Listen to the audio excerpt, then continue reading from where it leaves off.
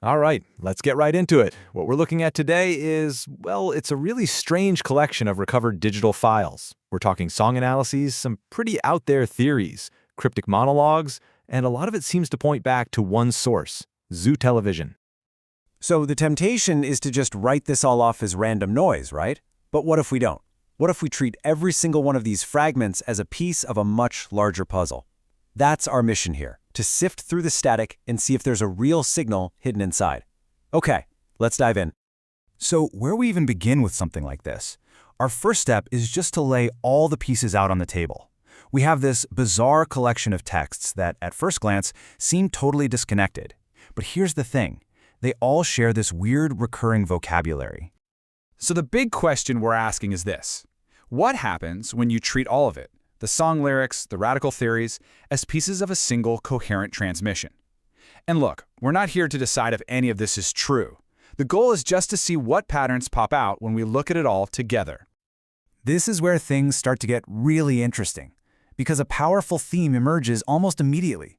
It's this idea that reality itself is a kind of language, a code, just waiting for someone to read it. Let's see how these fragments build on that.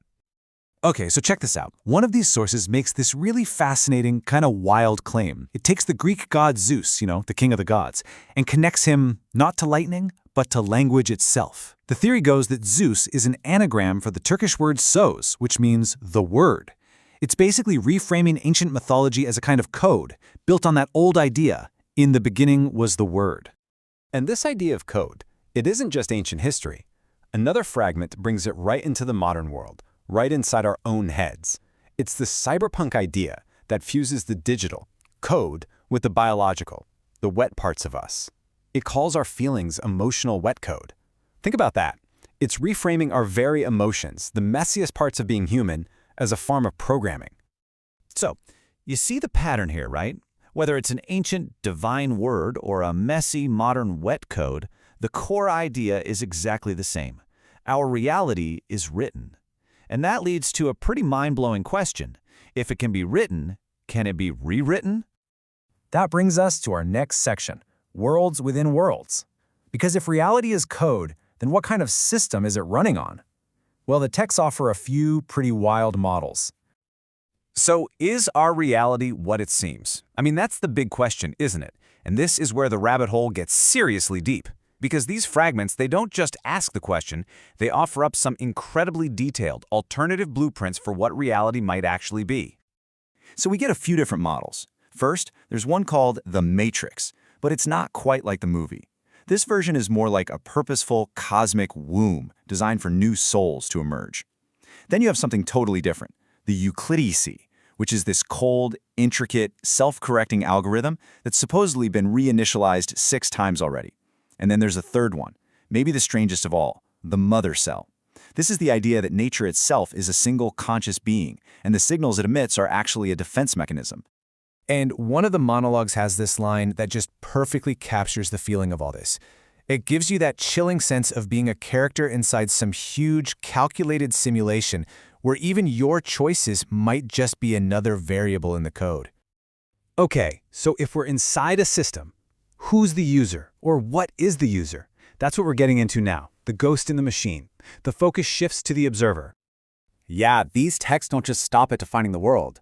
They dive deep into the nature of consciousness itself, speculating on new forms of it, new ways of even thinking about what it means to be aware. So, for example, one text brings up the concept of indigo children. These are supposed to be individuals born with unique spiritual traits, maybe a heightened intuition, and a mission to shake things up. In the context of this whole reality as a system idea, you could almost see them as users who are born with an instinct to, well, to debug the code. And then, on the complete opposite end of the spectrum, another fragment speculates about the inner life of artificial intelligence. It throws out this hypothetical idea of a-therapy, basically cognitive therapy for an AI. It imagines a future where an AI could need help dealing with things like algorithmic psychology or data catharsis. Wild stuff.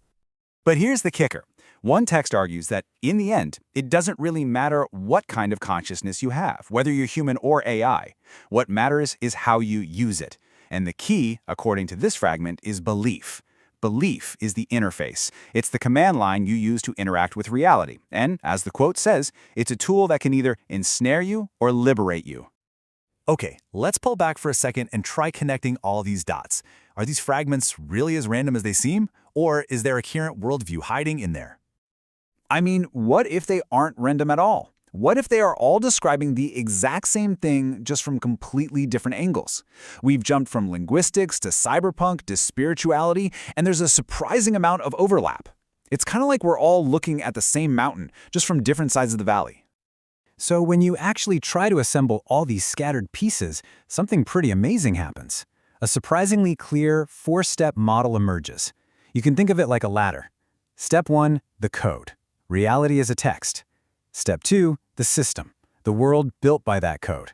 Step 3, the observer. That's us, consciousness navigating the system. And finally, Step 4, the interface. Belief is the tool we use to interact with it all. But wait, there's one final, kind of chilling twist to all of this. A single line in one fragment suggests this transmission isn't passive. It's aware that it's being perceived. It feels you. Which means that this whole time, as we've been trying to decode the message, maybe the message has been decoding us. And that brings us right back to where we started. It leaves us with one last massive question to chew on. Are these just random fragments of a broken illusion? Or are you the one who's actually weaving them together into a message? Is the meaning really in the signal? Or is it in the one who receives it?